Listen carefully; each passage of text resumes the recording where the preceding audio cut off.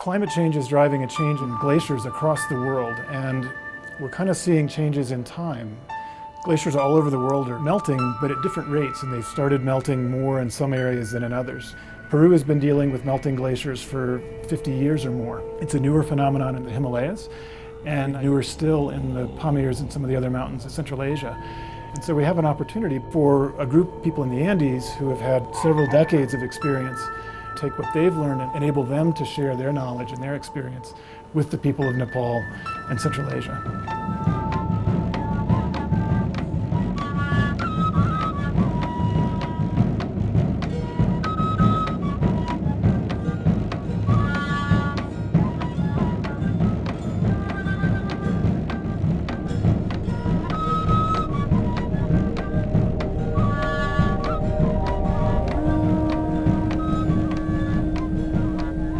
So we've gathered a group of physical and social science researchers and development practitioners here in Huaraz.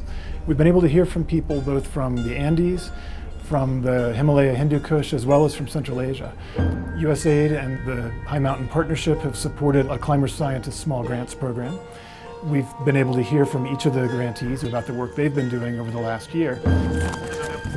This workshop is very different from your typical workshop because we emphasize the field and field training so much. We want to get out of the conference room and into the field where the knowledge of our scientists and experts can be of real practical benefit to our participants as well as to local people and governments. We train participants in the use of ground-penetrating radar on the 5,300-meter Pastaruri Glacier to determine the glacier's mass and thickness that will allow us to calculate change over time. We learned about the impacts of receding glaciers on water quality and water supply for the city of Huaraz. And we also spent a day with local communities discussing the local adaptation plan of action that they're developing to buffer the impacts of climate change. Today we visited the valley of Quilcay, which is located above the city of Huaraz. And part of what we're doing is activities in order to build that bridge, communication bridge between scientists and communities. The involvement of local communities, local institutions is really key to attacking problems of possible glacier-like outburst floods, of attacking risk in mountain areas. We know that the glaciers have been receding actually since the 1850s, which is the end of the Little Ice Age. So that's why in 1940 you had lakes, and in 1941 a glacial lake outburst that destroyed much of Huaraz. Starting in 1970, 80, 90, and today it's accelerating again. One of the great things about this program is it brings together people from different disciplines and from different areas, from different countries. We have people here from Nepal, from Central Asia, and they all have a different perspective on glacial lakes, on mountain risks, on management of mountain areas. And that is, I think, quite unique. This is my first time in the Andes, and I'm really surprised to see the communities which are so similar to the communities back in Nepal, not only in terms of features, but also in terms of the lifestyles. Que también ellos, de nuestros hermanos de Nepal, están pasando también por esta desglaciación, ¿no? De sus nevados que tienen ellos, de sus montañas. Vemos con tanta extrañeza o tanta admiración de que vemos de que nuestros glaciares están retrocediendo, desapareciendo. Yo creo que bastante significativo, porque en sí nosotros todavía no nos estamos dando cuenta de esto de lo que es el cambio climático. Y yo creo que es muy importante esto, doctor. 3 hurras por todos, pues.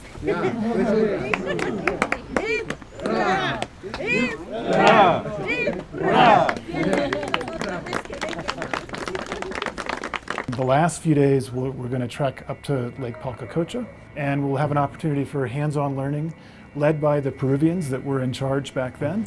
Lake Palcacocha is one of the most dangerous lakes in the Cordillera Blanca, which burst in 1941 and killed about 6,000 people just right down there.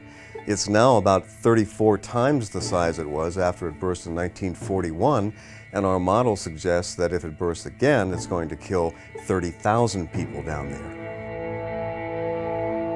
So the risks and consequences have grown dramatically as the original dam built after the 1941 flood is now thought to be inadequate to the task of holding back the lake.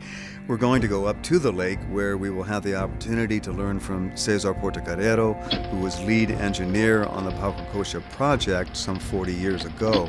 Cesar has managed 15 dangerous glacial lake projects in Peru, and he's a priceless resource for our colleagues from the Himalaya and Central Asia.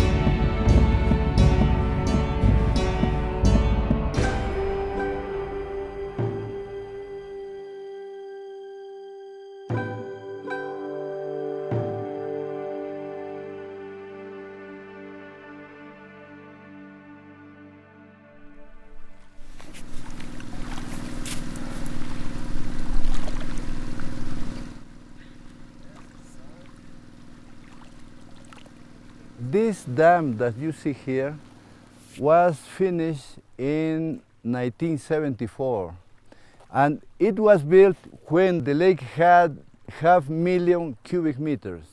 But the current volume we could assume in more than 17 million cubic meters, 34 times the volume that we had in 1974. We think that the level of the lake has to be reduced in those 15 meters of the first 300 or 400 meters in this front part. So it's going to be a big work to protect the city of Huaraz.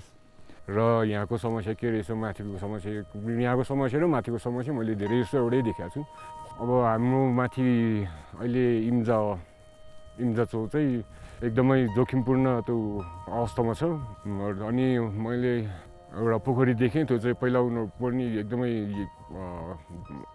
जोखिमपूर्ण थियो रे त्यसलाई चाहिँ अब tunnel बनाएर उनीहरुले त्यहीबाट पहिला चाहिँ बिजुली पनि त्यो गर्थ्यो र अहिले चाहिँ अब र माथि हामीले इम्जा चौला पनि यसरी नै जोखिम मुक्त बनाउने एउटा आशा लिएको छु. This would be possible in India also? To do this? Yes, but in India it's necessary to define the features, the characteristics, the structure of the moraine. Here we are sure that there is not ice inside, but in India, as far as we know, there is ice in the moraine. We cannot excavate if there is ice. Otherwise, we could produce a glove.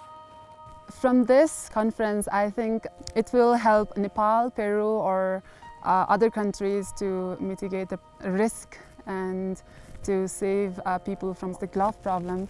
सबैको समस्या भनेको अब अहिले संसारमै चलिआएको एउटा climate चेन्जको समस्या छ र अहिलेसम्मको यो मिटिङ सेमिनार कन्फरेन्स चाहिँ भने पनि यसले चाहिँ हामीलाई एकदमै राम्रो एउटा नयाँ आइडिया दिएछ एउटा नयाँ आइडिया पाएको छु जुन चाहिँ म व्यक्तिगत रूपमा माथि गएर अब मेरै कम्युनिटीहरुसँग बसेर यो शेयर गर्छु र Мы имеем те же самые проблемы, которые бывают в горных странах, такие как Непал, Перу, Пакистан.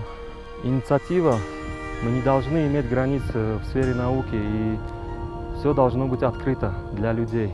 So we've been able to see similar problems and also look at differences across the different regions. And the idea has been that we want to promote South-South learning. And so by bringing these people together, we're able to see what they've learned in Peru and begin sharing it and applying it in areas where the melting of glaciers is a bit newer.